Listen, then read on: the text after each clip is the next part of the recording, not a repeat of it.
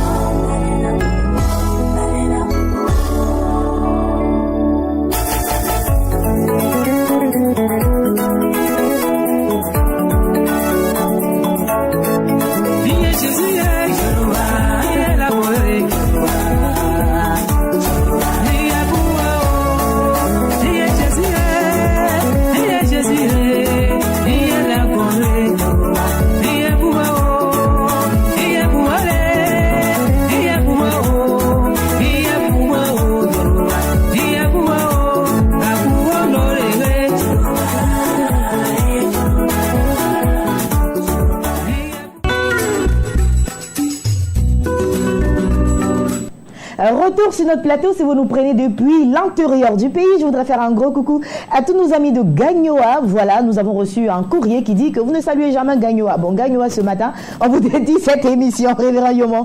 Bonjour, vous êtes avec nous. Shalom à tous. L'intérieur du pays se plaint de Matin d'Afrique. Oh là là. C'est vrai que c'est aussi l'intérieur du pays qui nous suit de façon particulière. Chaque fois que nous avons l'opportunité donc d'intervenir sur les antennes de Béni TV, nous enregistrons beaucoup d'appels de l'intérieur du pays. La semaine dernière, je saluais la jeunesse de Mans, la jeunesse USO de Mans, mais la jeunesse aussi de Bounois, vraiment à l'intérieur du pays. On va profiter ce matin pour saluer Bouaké, pour saluer Dambokro, pour saluer Thiebissou, pour saluer Dabakala, Bongwanou chez moi aussi. Bongwanou. C'est très important.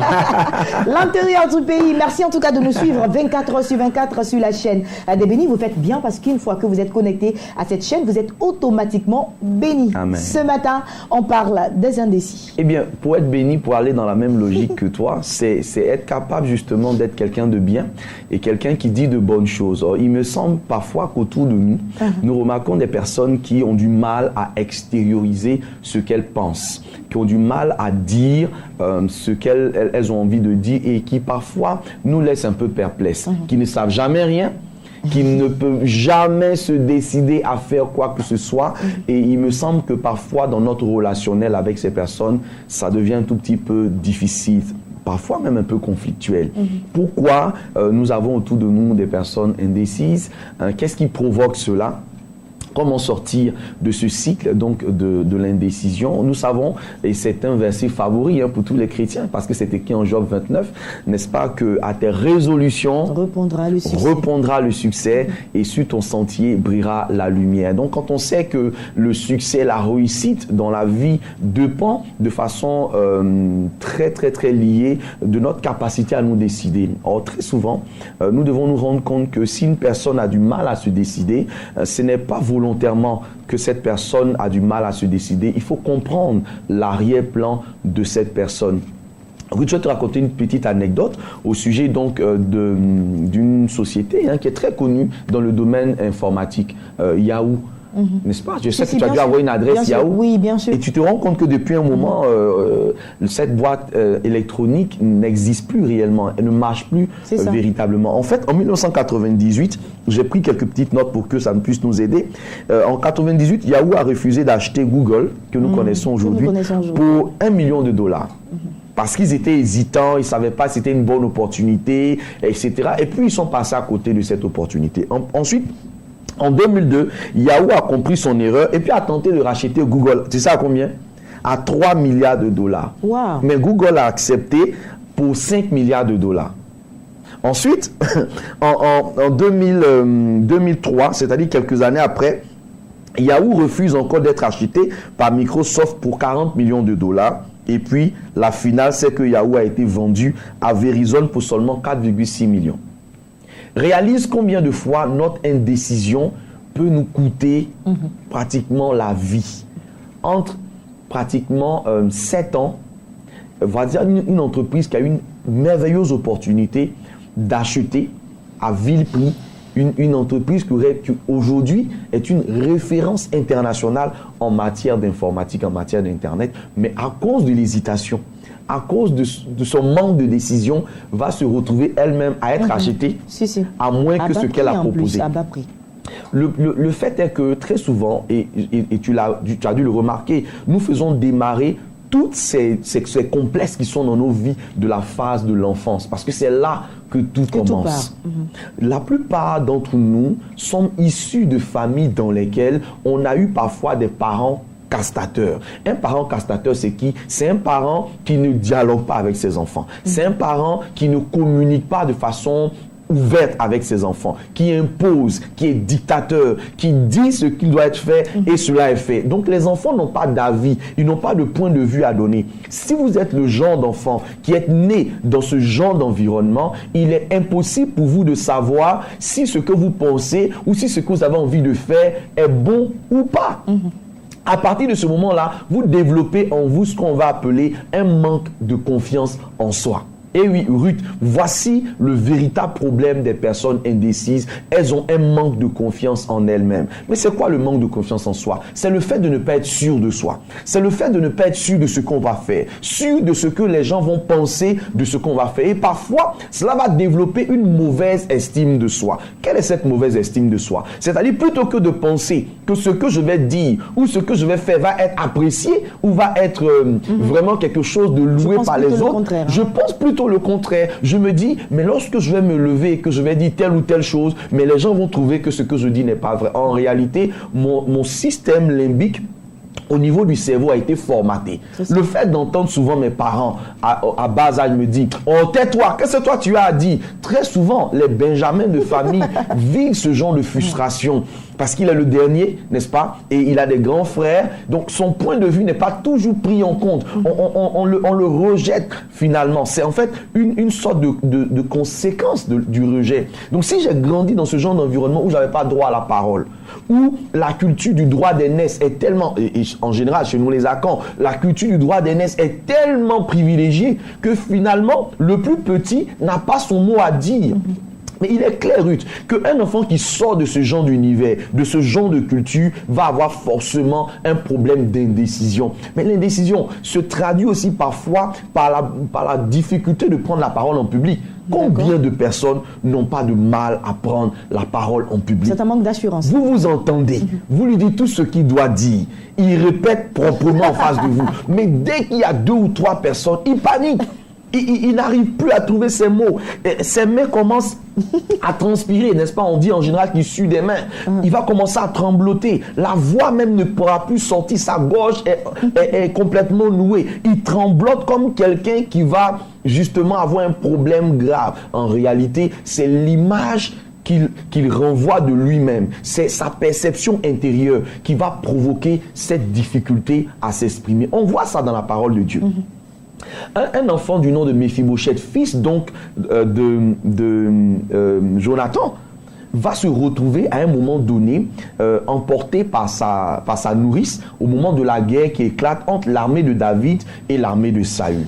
Cette gouvernante ne connaissait pas l'alliance qu'il y avait entre David et Jonathan. Elle a voulu bien faire en faisant fuir l'enfant. Et malheureusement, l'enfant avait 4 ans. Il tombe et il est paralysé des pieds. Et il s'en va à Lo-Débar. Lo-Débar qui n'était même pas dans le programme de Dieu pour sa destinée. Donc, imagine-toi un paralytique dans un pays désert. Qu'est-ce qu'il va devenir? Il va devenir un mendiant. Tout au long de son expérience de vie, il va être dévalorisé. Vous savez, la mendicité, c'est cet état dans lequel on est obligé de dépendre des autres. Et puis, un jour, David va prendre le pouvoir et va demander qu'on fasse venir Méphibosheth, fils de roi. C'était un prince, mais il avait complètement perdu l'image et l'estime de lui-même. Lorsque David l'a envoyé, la première chose qu'il a dite, c'est qu'il ne vaut pas mieux qu'un chien mort. Voyez comment quelqu'un peut s'estimer être moins important qu'un chien mort. Et ça, ce sont les conséquences de ce qu'il a subi. Les conséquences de ce qu'il a subi dans sa vie. Et cela va avoir une répercussion sur son langage. Même quand il s'agit même de venir manger à la table de David, il est indécis. Il manque d'assurance. Il estime qu'il ne mérite pas cela. Et la plupart du temps, l'indécision également va se traduire au quotidien par ce sentiment qu'on ne mérite pas certaines choses. Vous voyez, on ne mérite pas certaines places. On ne mérite pas certains endroits. Regarde bien la vie de certaines personnes en assemblée. Il y a la place devant. Mais les gens vont toujours aller s'asseoir derrière. Ce n'est pas de l'humilité, Ruth. Ce n'est pas de l'humilité. C'est un manque de confiance en soi. Parce qu'on estime que les premières places sont pour des personnes qui sont mieux que nous. Mais ce matin, je veux m'adresser à un téléspectateur de Béni TV et te dire, personne n'est mieux que toi. Personne n'a plus de valeur que toi. Nous avons été tous moulés dans la même matière première dans les mains de Dieu. C'est la terre, la poussière de la terre. Je ne connais pas un riche, un pauvre, ou je ne sais pas moi, qui encore même. Un vieux ou un jeune, un Africain ou un Occidental qui va mourir et qui va avoir une décomposition plus spectaculaire que...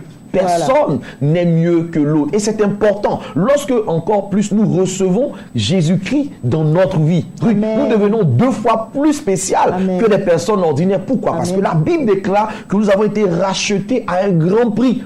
Mais Ruth, on ne peut pas acheter quelque chose à un grand prix si la chose n'a pas une grande valeur. On est d'accord? Donc, quelqu'un doit pouvoir prendre conscience à partir de ce matin que la présence de Christ en toi te rend extraordinaire, te rend spécial. Et le fait pour toi de ne pas être une personne décidée, une personne déterminée peut t'empêcher d'entrer dans ton miracle. Voilà une dernière anecdote que je veux partager à un ami de Béni TV qui est assis là maintenant devant son poste téléviseur qui se dit certainement quand ça sera le moment, Dieu va le faire. Oui, voilà un autre piège de l'indécision. Parce que dans l'indécision, on attend toujours le bon moment. On se dit, quand viendra le bon moment, alors je vais me lever. Mais comment savoir que c'est le bon moment? Mais Ruth, le bon moment, il n'existe pas. Le bon moment, c'est celui que tu décides. Le bon moment, c'est celui que par la foi, par ta capacité à croire que ce n'est pas toi qui le fais, mais c'est le Seigneur qui en toi le fait. C'est à partir de ce moment-là que vient le bon moment. Mais le bon moment, c'est lequel finalement? Le bon moment pour ce lépreux qui est venu à Jésus en Marc chapitre 1. La Bible dit qu'un lépreux quitte le camp de la léproserie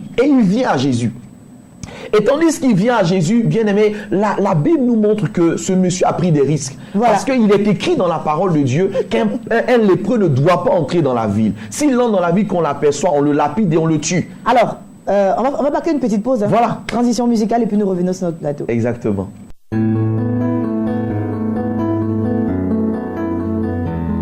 Je veux te dire que je t'aime, Seigneur. Pour tous tes bienfaits, je veux t'adorer et te louer.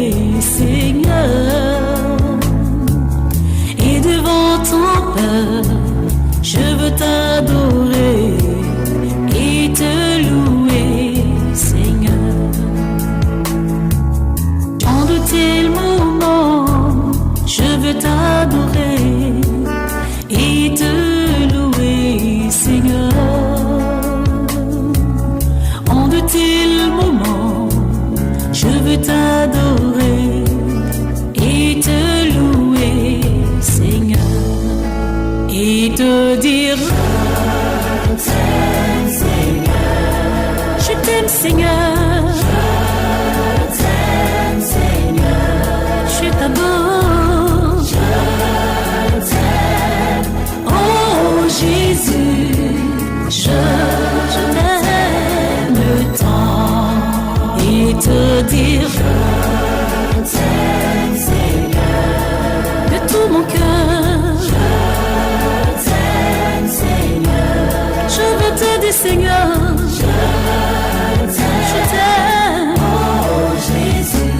Jésus, le Dieu de mon salut, tu es mon espérance, la lumière de mon matin, je t'aime ton Seigneur.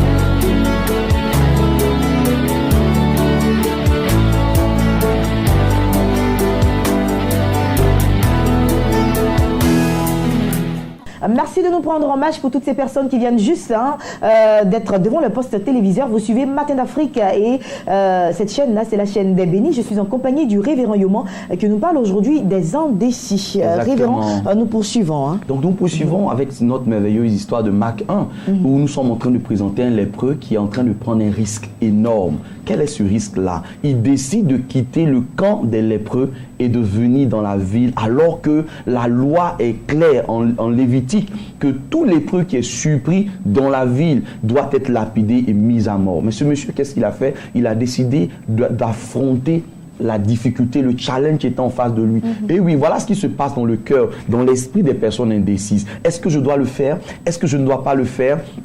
Est-ce que ça va marcher? Est-ce que ça ne va pas marcher? Que ce soit dans le domaine de l'entrepreneuriat, que ce soit dans le domaine du mariage, que ce soit dans le domaine de la réalisation d'un projet quelconque, vous ne saurez pas si oui ou non ce que vous allez faire marchera tant que vous ne commencez pas à le faire. Il faut vous lever à un moment donné de votre vie. Il ne faut pas seulement vous focaliser sur ce que vous croyez, mais vous devez pouvoir passer maintenant à la pratique, à la matérialisation. Le monsieur est allé vers Jésus et voilà la question qu'il lui a posée. Ruth, il dit, maître, si tu veux que je sois pur, je le serai. Jésus dit, mais je le veux.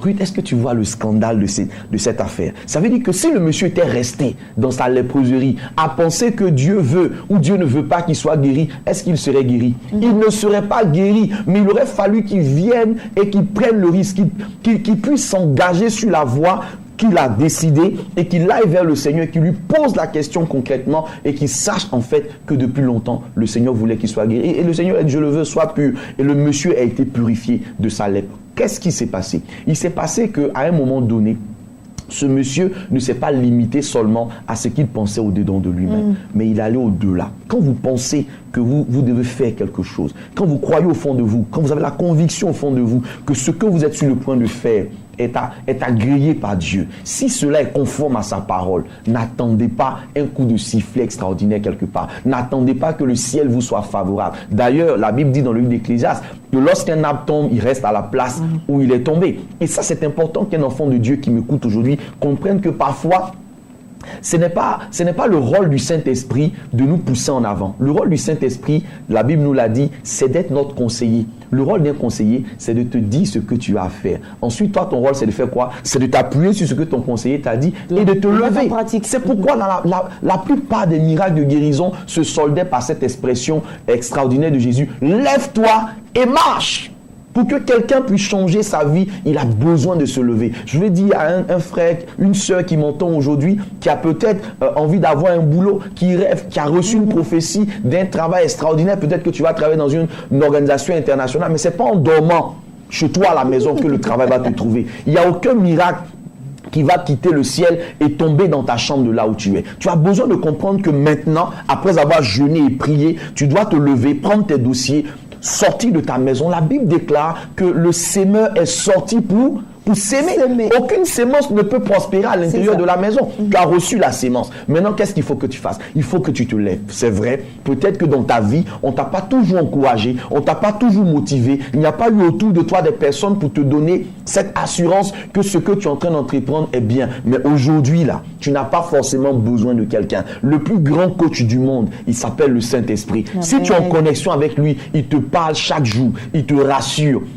Il te donne justement cette confiance en soi qui t'a manqué. Ton père aujourd'hui, ce n'est pas celui qui t'a mis au monde. Ton vrai père, c'est celui qui t'a façonné depuis la fondation du monde et qui a fait de toi la personne que tu es. Donc si tu as rétabli ton intimité avec Jésus-Christ, sache que même si ton père géniteur t'a rejeté, Christ Jésus, il te restaure aujourd'hui parce que lui-même, il a été rejeté, n'est-ce pas? Il est venu sur la terre, il a été marginalisé, propriétaire de tous les biens de la terre, il est né dans une bergerie. Mais est-ce que ça l'empêchait de terminer à la droite de Dieu? Ce n'est pas là où tu es né qui détermine là où tu vas finir. C'est pas parce que tu es né dans un quartier précaire que tu es condamné à demeurer dans un quartier précaire. Tu peux commencer mal et terminer bien. Tout dépend de la décision que tu prends à un moment donné. Dernière étape dans la décision, c'est qu'il y a un groupe de personnes qui ont des mauvaises compagnons autour d'elles, ont de mauvaises personnes autour d'elles, mais qui ont du mal à se décider de sortir du milieu de ces personnes-là. La Bible en parle, hein? Les mauvaises compagnies corrompent les bonnes mœurs. Oui, c'est difficile pour ces personnes. Il sait qu'il doit se séparer, mais il n'a pas la force de le dire. Il ne sait pas comment. Il tourne depuis. Écoutez-moi très bien. La Bible dit que le juste y croit comme un palmier. Il s'élève comme le cèdre du Liban. Si vous regardez bien le palmier, plus le palmier grandit, il laisse tomber les vieilles branches. C'est-à-dire que Dieu attend parfois de nous que nous puissions prendre la décision de nous séparer d'un certain nombre de personnes qui, comme l'autre, sont pour nous un voile qui empêche la vision de Dieu de se manifester dans notre vie. À ce stade ce matin, peut-être que tu t'assois juste au moment où je suis en train de parler de ce sujet, parce que Dieu a besoin que tu puisses te séparer de quelqu'un qui est dans ton environnement, un mauvais conseiller, peut-être une mauvaise conseillère. Le tout n'est pas d'entrer parfois dans le mariage. Vous entrez dans le mariage avec des amis bizarres qui continuent de vous donner des conseils de célibataires, qui continuent de vous donner de mauvaises orientations de la vie. Mais à un moment donné de votre vie, il faut que vous compreniez que vous devez vous détacher de cela. Vous ne pourrez pas voir la gloire de la seconde maison si vous n'êtes pas prête à abandonner la première. Et c'est important ce matin que vous réalisez que le Seigneur Christ en vous, l'espérance de la gloire de Dieu. C'est la présence de Dieu dans votre cœur qui vous donnera la force de prendre la décision. Vous me dites, mais homme de Dieu, comment je vais faire? Prie avec moi ce matin. Dis à Dieu, Seigneur, je n'ai pas la force par moi-même, mais tu es tout pour moi. Tu peux me donner la capacité ce matin parce que mon cœur est sincère de prendre la bonne décision pour m'engager résolument dans la voie dans laquelle mon succès doit se matérialiser. À tes résolutions dépendra ton succès. Voilà, à tes résolutions dépendra le succès et nous allons terminer cette émission bien sûr avec la prière, hein, comme chaque lundi déjà. Donc si vous êtes à la maison, il faut juste poser votre main, c'est quoi, droite, hein? La main droite sur le cœur. Et puis on va y aller pour la, oui, je m'habitue là, on va y aller pour la prière de ce matin. C'est parti. Prie avec moi ce matin dans le nom de Jésus et par l'autorité du Saint-Esprit. Père, tu nous donnes ce rendez-vous matinal aujourd'hui lundi afin que la vie d'une personne qui suit ce canal de télévision soit transformée pour la gloire de Dieu. Je prie ce matin, Père, pour les indécis, pour tous ceux qui ont du mal, Seigneur, à se décider. Je sais qu'à l'origine de leur mauvaise attitude se trouve, notre Dieu, une mauvaise attitude. Mais je sais que tu es capable ce matin d'ôter de leur cœur cette peur, notre Dieu, du regard des autres, cette peur du qu'en dira-t-on, qui les a paralysés et qui les a emprisonnés. La Bible dit que tu es venu libérer les captifs. Amen. Et tu es venu délivrer ceux qui ont le cœur, qui est venu guérir ceux qui ont le cœur brisé. Je veux que tu les aides. Qu'importe ce qu'ils ou elles ont vécu dans leur enfance, ce matin, que par la puissance du Saint-Esprit, tu viennes changer les dispositions de leur cœur. Au nom de Jésus. Ce matin, Seigneur, viens, remplis-le par ta présence. Amen. Pendant que quelqu'un est à genoux, la main sur le cœur, certainement dans sa chambre, certainement dans son salon, visite-le par la puissance du Saint-Esprit, afin que là où la peur, là où la crainte était en train de le détourner de son programme et de de sa destinée qui soit repositionné ce matin. Amen. Je prie que celui qui devait prendre la décision de sortir, notre Dieu, de la mauvaise vie dans laquelle il est, ait le courage de prendre cette décision. Je prie que celle qui devait prendre la décision de commencer un commerce ce matin, commence ce commerce par ta grâce dans le nom de Jésus-Christ. Je prie que celui-là qui devait se lever et aller chercher du travail, se lève et cherche ce travail. Oh, peut-être que quelqu'un a besoin de prendre la décision d'accepter Jésus comme son Seigneur et son Sauveur personnel, mais depuis il met le temps pour le faire. Que ce matin, la grâce de Dieu à travers cette émission sur Béni TV te touche de là où tu es, quelle que soit la partie du monde où tu te trouves. Reçois Jésus-Christ comme ton Seigneur et ton Sauveur personnel, et que ta vie ne soit plus jamais la même. Amen. Tu viens de prendre la plus belle décision de ta vie, et que Dieu te bénisse. Au nom de Jésus. Amen, amen, amen. Amen. Merci infiniment au révérend Yobon. J'espère que depuis chez vous à la maison, vous êtes soulagés. Amen. Voilà, j'en suis sûr. Et puis, les contacts du révérend Yobon s'affichent au bas de l'écran pour toutes ces personnes qui voudront bien plus d'informations ou d'autres prières. Vous pouvez le joindre. Révérend, merci infiniment d'être passé sur le plateau. La semaine prochaine, on se retrouvera par la grâce de Dieu. Et puis, cette émission s'achève ici. J'ai eu à la réalisation de cette émission chef Yao Kwadjo, caméra Honorine Adam, Atsan Armel et ingénieur du son, Monsieur Atsi. On se retrouvera mercredi par la grâce de Dieu. Demain, vous serez en compagnie de Romaric Fidèle. Passez une agréable journée sous la couverture du Saint-Esprit. À mercredi.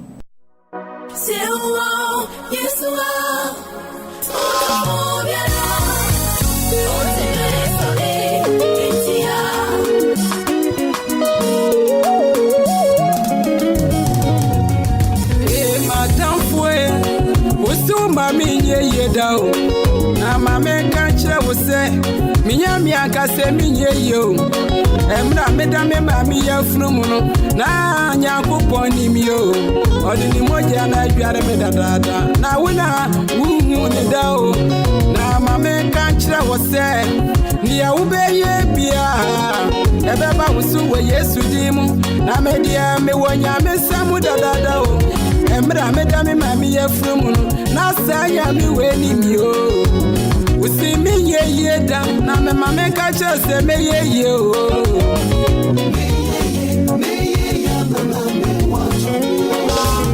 e atanfwe na usi umre kwa o na me dia mi ya mi ni mudadada wa shira me dadada o na ne obeye bia baba wusu wo Yesu Kristo dimu na me dia me ye me ye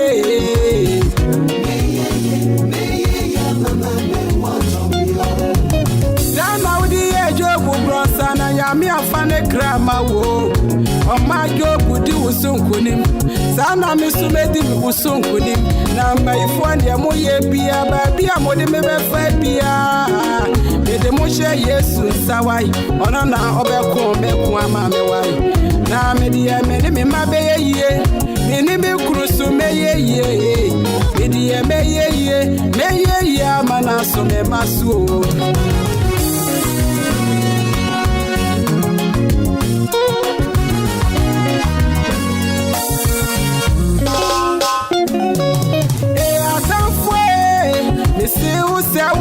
kwao aya famu manya me wai mesi ubeti wuti asio na meso mapaja miti na kani abebo mi mu hire efise mi ye minya media one na waje mi asuso mi musa abesi ene na media me de me honyi na mano se wo pase wo ku mi se mia ube kunya kopo nansa na wasana kunu ne banu na wakune bana ka ho asana wanyamio na za watimi anya we die nyina